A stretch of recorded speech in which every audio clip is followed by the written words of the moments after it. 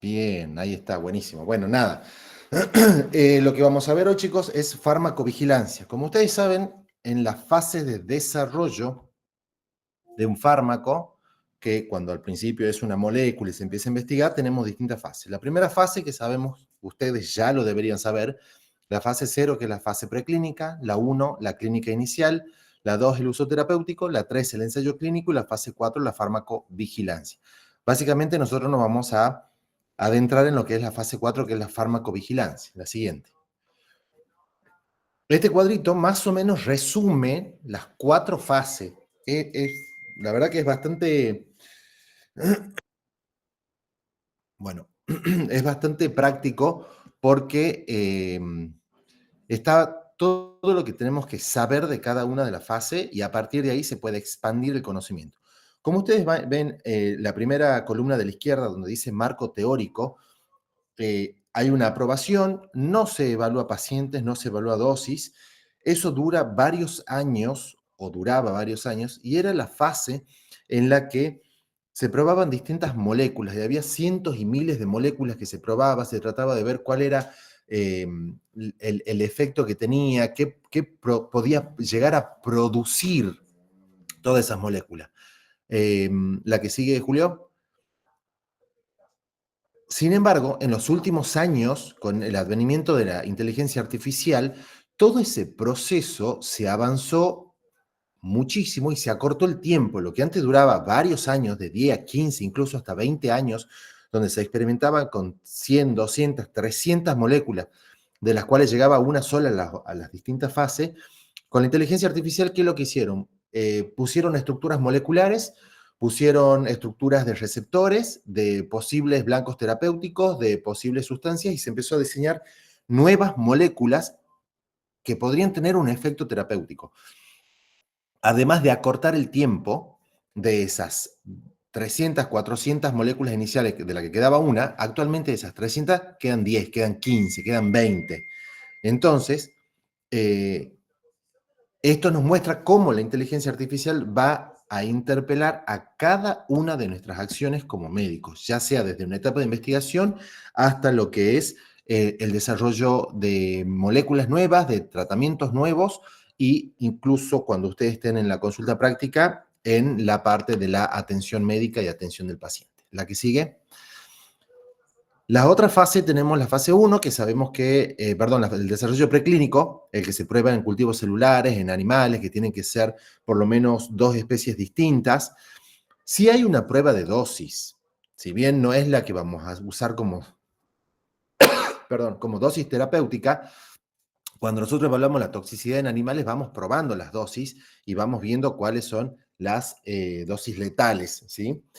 Después en la fase 1, la fase de seguridad, la que se prueba en personas normales, en personas sanas, en personas que no tienen patología, se evalúa la seguridad, la tolerancia y la toxicidad. La seguridad se evalúa en todas las fases.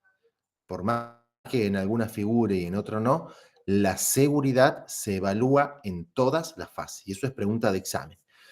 En la fase 2, donde se utiliza ya la molécula que está en investigación, los voluntarios son personas ya que tienen la patología, es poca cantidad, y ahí se empiezan a probar las diferentes dosis. Se evalúa la eficacia, se evalúa la tolerancia, se evalúan los efectos secundarios, que todo eso forma parte de la seguridad. Suele durar 1 o 2 años. Pasa luego la fase 3, que es el ensayo clínico controlado, el que ustedes conocen, donde ya hay de 300 a 5000, e incluso mayor cantidad de... Uy, esperen que admita a alguien. Hay mayor cantidad de participantes, todos con la patología. Ya sabemos cuáles son las dosis posibles. Hay veces que se utiliza una sola dosis, a veces que se utilizan 2 dosis. Se suele comparar contra el gol estándar o, si no hay un gol estándar, contra un placebo. Se sigue evaluando la eficacia, los efectos secundarios, si si es que aparecen algunos datos de seguridad nuevos. Suele durar hasta 4 años, luego viene la aprobación por las agencias regulatorias y la fase 4, que dura toda la vida. ¿Por qué? Porque la fase 4 es la que va a ir a encontrar los nuevos o eventos adversos o las nuevas indicaciones, ¿sí? ¿Algunos de ustedes conoce algún fármaco que se haya retirado del mercado últimamente? Eh, Puede la, ser, el dentrífico ese profe que fue prohibido, no me acuerdo Bien, muy el nombre perfecto. de marca Colgate. ¿Qué más? yo había visto una noticia que Sí. varias cremas, todo dermatológico que se usaba, lo sacaron Ujú. del mercado. Bien. Pero ¿Algún no me acuerdo. otro?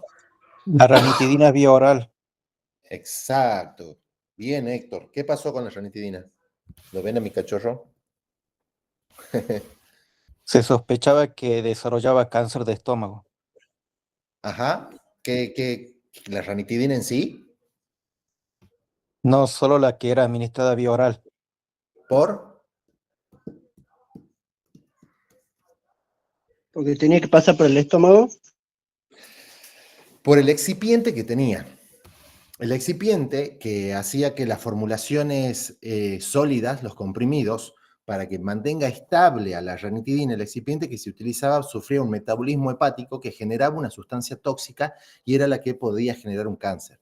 Si ustedes, ojalá que no, pero si tienen algún familiar o ustedes mismos o algún paciente lo internan, se le coloca ranitidina endovenosa, porque el excipiente de la ranitidina en ampolla es distinto al del comprimido. Entonces, la ranitidina endovenosa no genera o no te predispone a tener cáncer, no pasa lo mismo con los comprimidos que su excipiente sí. ¿Y qué es lo que hicieron con esa molécula?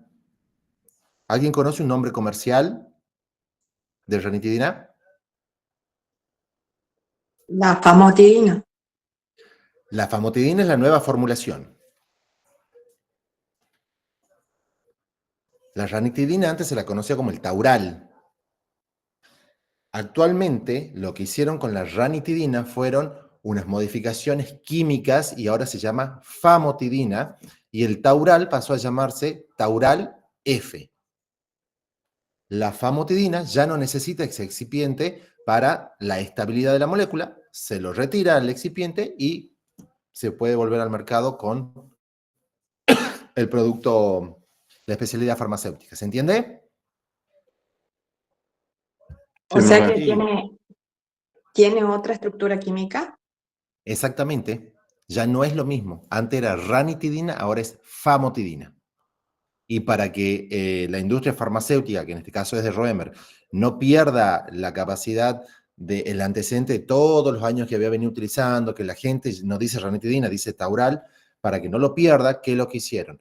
El marketing de las industrias farmacéuticas dijeron, ok, mantenemos el nombre, le cambiamos y le agregamos una F. Entonces, lo que antes era Taural ranitidina, ahora es Taural F famotidina. Próxima, Julito. Resulta que la señora Hannah Greener, de 15 años, en 1848, decide ir al médico ¿para qué? Para que le hagan una extracción de una uña de un pie. Obviamente, si alguno de ustedes alguna vez se golpeó la uña o le sacaron una uña, saben que el proceso es sumamente doloroso. Por lo tanto, el doctor que la atendió en ese momento, ¿qué usó? El cloroformo, que si ustedes recuerdan las películas de antes donde aparecían alguien con un pañito, le ponían en la cara y esa persona se desmayaba, bueno, se supone que eso era cloroformo.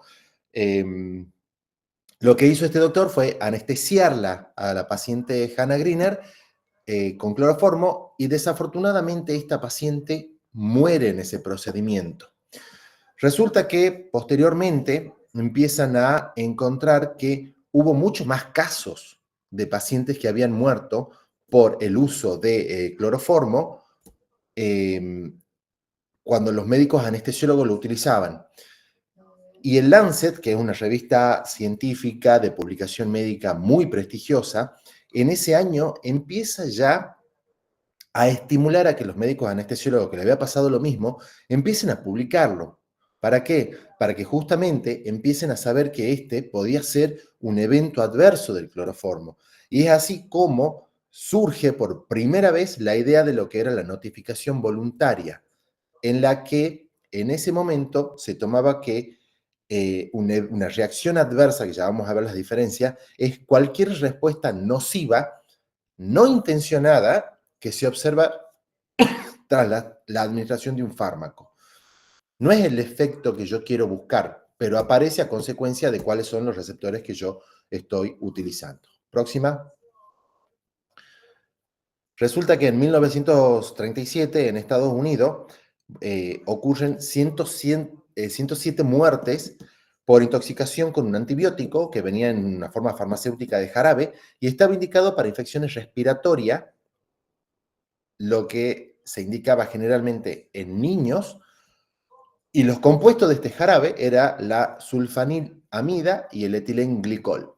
En ese momento, la compañía farmacéutica, que era la que fabricó el medicamento, el producto farmacéutico, lo que dice es, bueno, voy a crear con el dietilenglicol como estabilizante, como excipiente. Y resulta que en esa época las pruebas en animales, o sea, esta fase que hemos visto de investigación, que era la fase 1, donde teníamos que probarlo, no era algo, a ver, ya debería haberse reglamentado como obligatorio, pero no era obligatorio para todas las industrias, no estaba establecido. ¿Qué decidieron hacer en esta industria farmacéutica? No hicimos ninguna prueba en animales.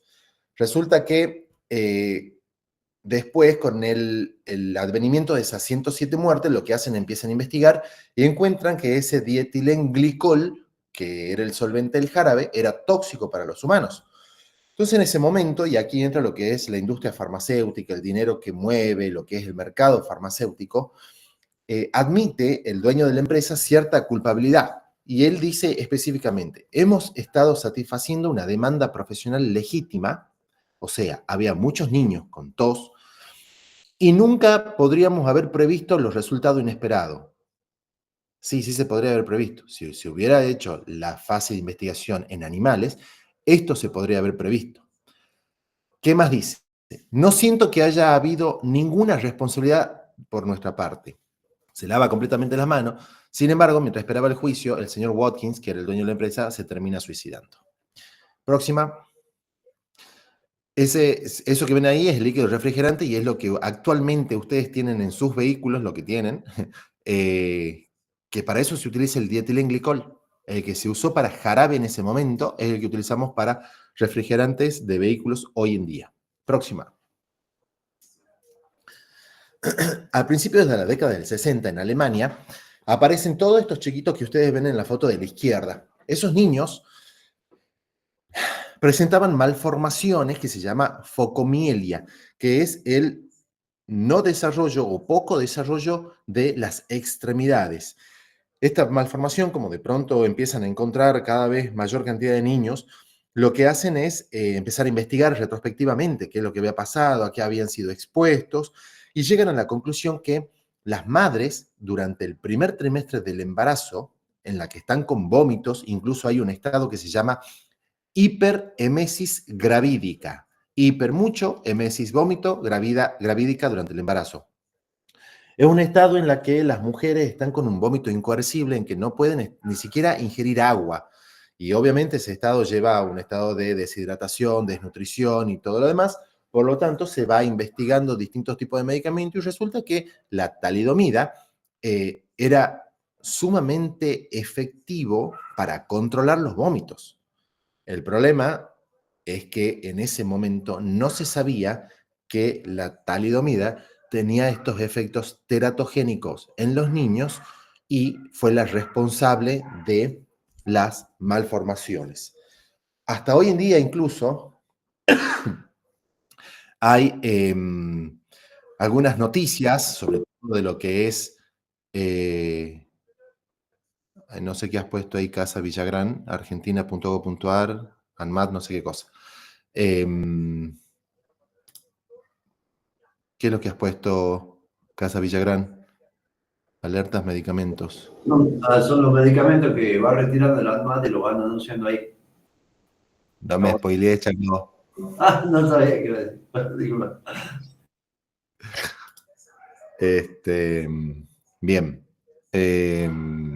Bueno, nada, la cuestión es que la talidomida es la responsable de hacer todas estas alteraciones teratogénicas, por lo consiguiente se elimina o sea, se prohíbe su uso en las embarazadas e incluso llega hasta prohibirse el uso en general. Hoy en día la talidomida tiene creo que una indicación y tiene que ser con una receta súper mega archivada, con muchos controles y todo lo demás. Así que eso ha pasado con esta señora. Pero resulta que gracias a esta talidomida, que es una desgracia para la medicina, próxima, se nos fue, ahí está. Resulta que con esto, en 1968, o sea, la misma década del 70, la Organización Mundial de la Salud, ¿qué es lo que hace? Crea el Centro Internacional de Reportes de Efectos Adversos, que queda en Uppsala, ¿sí? Ponemos clic, Julio. Si ustedes se ubican acá en el mapa, tenemos hacia la izquierda lo que es Portugal, España, seguimos subiendo, llegamos Francia, Bruselas, Países Bajos, Alemania, Dinamarca, y ahí llegamos a Suecia, un poquito más arriba entre el amarillo y el verde, ahí, Suecia. La próxima. Ahí en Suecia queda Uppsala, ¿sí? Porque muchas veces, sí, en Uppsala, ajá, ¿qué es eso? ¿Sí? Si ustedes han visto la serie de los vikingos por Netflix, se nombra Uppsala, justamente toda esa zona es la zona nórdica de conquista de vikingos y todo lo demás. Bien, saliendo de todo eso, actualmente este centro sigue funcionando y tiene a casi 200 países como miembros de este Centro Internacional de Reportes. En 1993, Argentina crea el Sistema Nacional de Farmacovigilancia. Estos datos parecen absurdos, sin embargo, la doctora Unías suele preguntarlo de vez en cuando. En septiembre de 1994, Uppsala incorpora a la Argentina como país miembro del Centro Internacional de Reportes y en 1999 ingresa a la red internacional llamada Vigimed, que es una lista de datos internacionales donde figuran los efectos adversos, ¿sí? Y ahí se va coordinando, se va procesando la información y todo lo demás. Este dato es importante porque este centro en Uppsala es el último receptor de la información, ¿sí? Próxima. Vamos a definir entonces lo que es farmacovigilancia luego de toda esta introducción. En 1969, la OMS define a la farmacovigilancia como un conjunto de métodos, de observaciones y de disciplina que lo que hacían era permitir, ya durante la fase de comercialización de un fármaco, o ya cuando estaba en su uso extendido y habían pasado varios años, detectar los eventos adversos de los medicamentos, de los fármacos, o también algún efecto beneficioso que no había sido descubierto previamente durante la fase de investigación. Una de las características de la fase 4, chicos, de la farmacovigilancia, que cuando el fármaco sale al mercado, es que alguien recuerda en la fase 3 ¿qué tiene de característica la fase 3 en cuanto a el tipo de paciente que ingresan a esos estudios? Que son pacientes sanos. Si el paciente no es sano. Son pacientes con la enfermedad, profe. Son pacientes con enfermedad, pero que tienen que cumplir criterios de inclusión. De exclusión e inclusión. No, exactamente. O sea, el paciente tiene que tener, por ejemplo, hipertensión arterial esencial. No puede ser dislipémico, diabético, no puede tener artrosis, no puede, ¿sí? Y eso no existe en la vida real. Entonces, en la farmacovigilancia, que es esta fase 4, cuando sale a la vida real, ahí es donde se empiezan a ver qué ocurre con estos medicamentos, con estos tratamientos, justamente en este tipo de población, en el que tiene antecedente de haber tenido tuberculosis, en el que tiene antecedente de hacer neumonía a repetición, en el que tiene antecedentes de tener hipertensión, dislipemia, amputación de un miembro, insuficiencia renal, insuficiencia hepática. Entonces podemos encontrar nuevos beneficios en este tipo de fase. En 2004, la definición de la OMS de farmacovigilancia se modifica un poco y lo define como la ciencia y las actividades relativa a detectar, evaluar, comprender y prevenir los efectos adversos de los medicamentos o, y acá se incluye esto, cualquier otro problema relacionado con ellos, como por ejemplo la falta de eficacia. O sea, el ensayo clínico me dice que sí funciona, pero en la vida real la efectividad no se comprueba. Errores médicos, y aquí entra, chicos, lo que ya vimos en la comisión mía la semana, y la del profe Ale la semana pasada, la prescripción, la mala prescripción, la letra que no se entiende, la polifarmacia, ¿sí? Y también el uso de medicamentos que no están autorizados para una indicación. Por ejemplo, hay un caso específico en reumatología que hay un medicamento que se llama rituximab. Es un anticuerpo monoclonal anti-CD20 que lo que produce es la depresión de los linfocitos BCD20 porque en los pacientes con lupus estos linfocitos están aumentados. Resulta que en los pacientes que tienen compromiso renal, que se llama nefritis lúpica, se vio que el nivel de linfocitos CD20 estaban aumentados y que este medicamento funcionaba y que funciona muy bien y que anda fabuloso. Sin embargo, los estudios, los ensayos clínicos aleatorizados en la fase 3 fueron mal diseñados y los resultados de esos estudios no fueron concluyentes de que el rituximab sea efectivo para el tratamiento. Entonces, en ese caso, que en la vida real, en la fase 4, se vio que sí funciona, es uno de los casos en los que nosotros podemos utilizar ese tipo de medicamento que no está como indicación inicial, pero nosotros lo utilizamos, se llama off-label, fuera de la aprobación que tiene. ¿Estamos? Próxima, Julito.